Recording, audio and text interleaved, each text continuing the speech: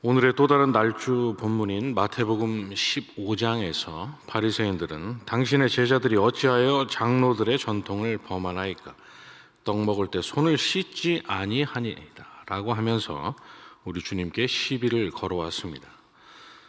더러운 손으로 음식을 먹지 않았으니 제자들은 하나님 앞에서 부정한 자요, 또 그들의 스승인 우리 주님은 부정한 자들의 우두머리라는 것이었죠.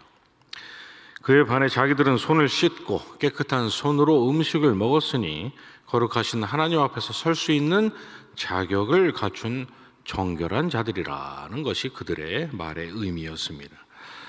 이것이 다름 아닌 당대 유대인들이 하나님의 율법을 목숨같이 여겼던 이유요, 또 하나님께서 명하시지도 않은 규례들을 임의대로 만들어서 지켰던 이유였던 것입니다.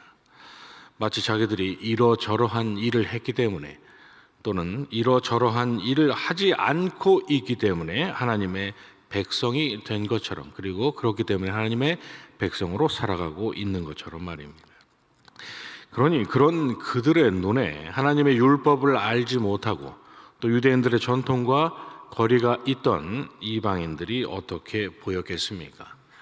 그들의 눈에 이방인들이란 그저 혈통으로나 율법으로나 죽었다 깨어나도 감히 하나님의 백성의 반열에 절대로 들어올 수 없는 그저 멸망받을 개나 돼지에 불과했던 것입니다.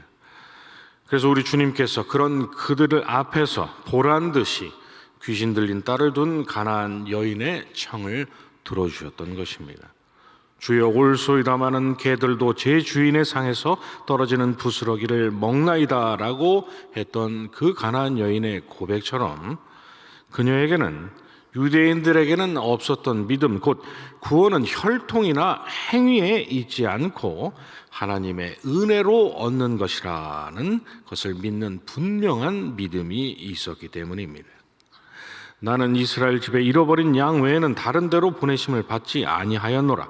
자녀의 떡을 취하여 개들에게 던짐이 마땅하지 아니하리라 라고 하셨던 우리 주님의 말씀은 단지 그녀를 자극해서 그녀가 인격적으로 성숙한지 아닌지, 겸손한지 아닌지를 시험하기 위함이 아니라 혈통으로 또는 행함으로 하나님으로부터 의롭다 하심을 얻을 수 있다고 믿었던 유대인들의 생각이 아주 커다란 착각이요 망상이라는 것을 드러내시기 위한 포석이셨던 것입니다.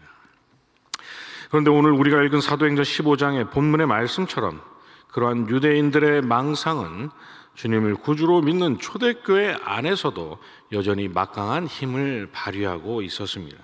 설령 믿음이 있다고 해도 하나님께서 명하신 대로, 율법에 기록한 대로 또 할례를 받지 아니하면 능히 구원을 받지 못하리라는 바리새파 사람들의 거짓된 가르침이 초대교회를 소란스럽게 만들었던 것입니다. 그러나 사도 베드로는 이 문제에 대한 분명한 해답을 알고 있었습니다. 왜냐하면 베드로는 하늘에서 내려왔던 그 부정한 음식을 먹지 않으려고 했을 때 하나님께서 깨끗하게 하신 것을 내가 속되다 하지 말라는 하나님의 음성을 들었던 사람이었기 때문입니다. 그리고 이방인 고넬료와 또 그의 집 사람들에게 내가 참으로 하나님은 사람의 외모를 보지 아니하시고 각 나라 중 하나님을 경외하며 의를 행하는 사람은 다 받으시는 줄 깨달았도다 라고 선포했을 때 그들에게 하나님의 성령이 임하시는 것을 보고 다시금 역시 하나님의 구원은 오직 예수의 은혜로 받는다는 진리를 재차 눈으로 확인한 사람이었기 때문입니다. 그런데 사도 바울은 갈라디아서 2장에서 그런 베드로가 이방인들과 함께 먹다가 할례 받은 유대인들이 온다는 소식을 듣고는 황급히 그 자리를 떠났다고 하면서 그 일로 말미암아 베드로를 호되게 책망했다고 말하고 있습니다. 물론 아주 잠깐이었겠지만 그런 베드로마저도 육신의 본성에 각인된 구원의 망상 앞에서 두려워하고 실족하고 말았던 것입니다. 그렇다면 오늘 살아가고 있는 저와 여러분들은 얼마나 더 그럴 수 있겠습니까? 우리는 어떠한 경우라도 우리 육신의 본성에 각인되어 있는 그 거짓된 망상에, 또 그 망상을 시시각각 부추기는 악한 영의 속삭임에 절대로 귀를 기울여서는 안 될 것입니다. 오늘 본문에서 사도가 분명히 선언하고 있는 바, 구원이란 오직 행함이 아니라 주 예수 그리스도의 은혜로 얻는 것이기 때문입니다. 저와 여러분이 주목해야 할 것은 연약한 우리 자신이 아니라 주님께서 흘리신 그 십자가의 보혈의 능력이 저와 여러분을 영원한 본향으로 인도하시는데 조금도 부족함이 없다라는 그 명백한 사실이 되어야 하는 것이죠. 그래야만 이 땅을 살아가고 있는 저와 여러분의 삶을 구원의 확신으로 견고히 지켜나갈 수가 있는 것입니다. 그러나 우리의 심령 가운데, 우리의 육신의 본성 가운데 새겨진 그러한 구원에 관한 헛된 망상이 저와 여러분으로부터 구원의 확신만을 빼앗는 것은 아닙니다.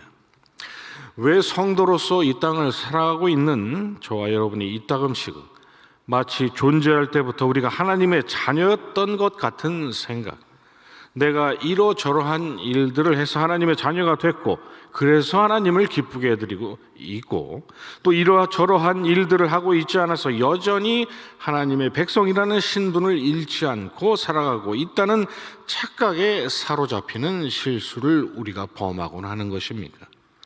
그래서 하나님께서 가난하게 하신 그 심령을 어느덧 우리의 의로 부유하게 주섬주섬 가득 채워가고, 또 하나님이 주신 믿음과 하나님을 향한 그 신실함과 헌신을 구실로 형제를 나보다 낮게 여기지 않고 그들을 판단하고, 또 우리 스스로를 의로운 자로 높이는 그런 교만의 자리에 서는 실수 말입니다. 왜 그러한 일이 일어나는 것입니까? 이유는 분명합니다. 우리의 육신의 본성 가운데 새겨진 구원에 관한 그 잘못된 망상이 찬양으로, 또 기도로 모든 것이 그리스도 안에서 베푸신 하나님의 은혜라고 고백하고 있는 우리로 하여금 하나님의 은혜를 입은 우리가 원래 어떤 존재였는지를 망각하게 만들기 때문입니다. 우리는 주 예수의 은혜로 구원을 얻었다라는 진리가 가지고 있는 매우 깊은 의미까지를 매일 묵상해야 합니다. 여러분 한번 생각해 보시기 바랍니다. 저와 여러분에게 행위로든 또 노력으로든 능히 하나님의 영광에 이르고 능히 하나님 앞에 정결한 자로 설 수 있는 그러한 능력이나 가능성이 눈꼽만큼이라도 있었다면 왜 하나님께서 그 존귀하신 독생자를 이 땅에 보내주셨겠습니까? 하나님의 형상을 잃어버린 아담의 후손으로 하나님 앞에서 받을 것이란 그저 영원한 멸망밖에 없는 본질상 진노의 자녀인 저와 여러분을 멸망에서 구원하시기 위해서, 또 우리 스스로를 구원하기 위해서 아무것도 한 것이 없고 할 수 있는 것도 없었던 우리를 사망에서 옮겨놓으시기 위한 다른 길이 없어서, 그래서 그 존귀하신 독생자께서 하늘 보좌의 영광을 뒤로하시고 이 땅에 오셔야만 했던 것입니다. 우리는 그들이 우리와 동일하게 주 예수의 은혜로 구원받는 줄을 믿노라는 오늘 본문의 말씀은 단지 어떻게 사람이 구원을 얻을 수 있는지에 대한 방법론 정도가 아니라 구원을 얻고 하나님의 자녀가 된 모든 사람들 중에서 하나님 앞에서 겸비함을 버리고 교만의 자리에 설 수 있는 사람은 아무도 없다는 것을 선언하고 있는 것입니다. 하나님께서 베푸신 구원의 은혜에 대해서 여러분의 감사와 찬양이 온전하시길 원하십니까? 그러나 하나님의 은혜의 역사를 성취하신 우리 주님을 향한 첫사랑을 늘 최상급으로 유지하고 잃어버렸을 경우 또 회복하고, 이 땅에서 여러분의 삶이 하나님께서 기뻐하실 만한 겸비한 삶, 이 땅에 세우신 교회를 견고히 보존하시는 하나님과 마땅히 동역할 수 있는 삶이 되시기를 원하십니까? 그렇다면 에스라 3장에서 무너진 성전의 기초를 다시 놓았을 때 백성들이 외치는 소리에 기쁨의 함성뿐만 아니라 대성통곡의 울음소리가 섞여 있었던 것처럼, 그래서 멀리서 들으면 이게 즐거이 부르는 소리인지 통곡하는 소리인지 분간할 수가 없었던 것처럼, 모든 것이 하나님의 은혜라는 여러분의 고백 속에 그저 환희의 찬양만 가득 차게 하지 마시고, 꼼짝없이 멸망당할 내가 도대체 뭘 해서 하나님께서 그 귀하신 독생자를 주셨다는 말인가? 내가 여전히 허물 많고 실족하기 일수인 나를 왜 하나님은 아직도 버리지 않고 계시는가? 내가 대체 무슨 자격이 있어서 나에게 약속하신 천국의 그 시민권이 취소되지 않고 있는가라는 거룩한 탄식이 들어있도록 하시기 바랍니다. 오호라, 나는 곤고한 사람이로다. 이 사망의 몸에서 누가 나를 건져내랴 라고 했던 사도처럼 신령한 탄식으로 여러분 자신을 바닥 끝까지 끌어내리시라는 말입니다. 왜 그래야 합니까? 사도가 그러한 깊은 탄식 후에 즉각적으로 우리 주 예수 그리스도로 말미암아 하나님께 감사하리로다라고 고백하고 찬미했던 것처럼, 하나님 앞에서 느끼는 저와 여러분의 그 거룩한 슬픔이 저와 여러분을 그리스도 안에서 베풀어 주신 하나님의 은혜 앞으로 안내하기 때문입니다. 그러한 여러분의 탄식과 비참함과 초라함이 깊으면 깊을수록 여러분의 눈앞에 펼쳐지는 그리스도 안에서 베풀어 주신 하나님의 구원의 그 광대하신 은혜가 더욱더 위대하게 커지게 될 것이기 때문입니다. 고린도후서 7장의 말씀대로 그러한 근심은 사망을 이루는 세상 근심이 아니라 하나님의 뜻대로 하는 근심, 그래서 후회할 것이 없는 구원에 이르게 하는 회개를 이루는 근심이기 때문입니다. 하나님께서 허락하신 매일의 삶, 그리고 특별히 오늘 하루 하나님께서 기뻐하실 만한 이러한 거룩한 탄식과 근심이 가득한 하루, 그래서 마땅히 하나님 앞에서 겸비한 자세로 그리스도 안에서 베풀어 주신 하나님의 구원의 은혜를 온전히 높이며 찬미하시고, 또 교회를 보존하시는 하나님과 넉넉하게 동역하실 만한 그러한 귀한 복된 삶을 살아가시는 저와 여러분이 되시기를 주님의 이름으로 축원합니다.